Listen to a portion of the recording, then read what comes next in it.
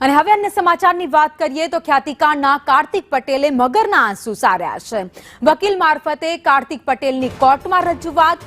ખોટી રીતે હૃદય ચીરનારા કાર્તિક પટેલને પછતાવો થઈ રહ્યો છે। કોર્ટમાં વકીલ મારફતે તેમણે કહેવાયું છે કે મને આ વાતનું દુઃખ છે। વધુ અપડેટ સાથે સંવાદદાતા દિવ્યા ચૌહાણ અમારી સાથે જોડાઈ ગયા છે। દિવ્યા, હવે કાર્તિક મગરમચ્છના આંસુ રોઈ રહ્યો છે।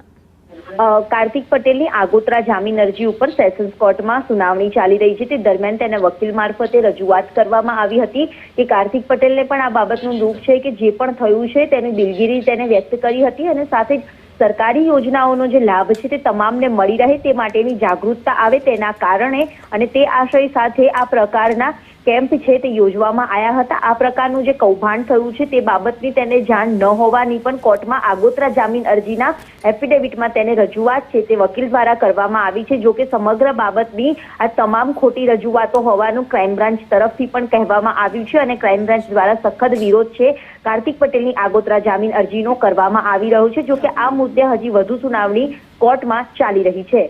જી, આભાર માહિતી માટે।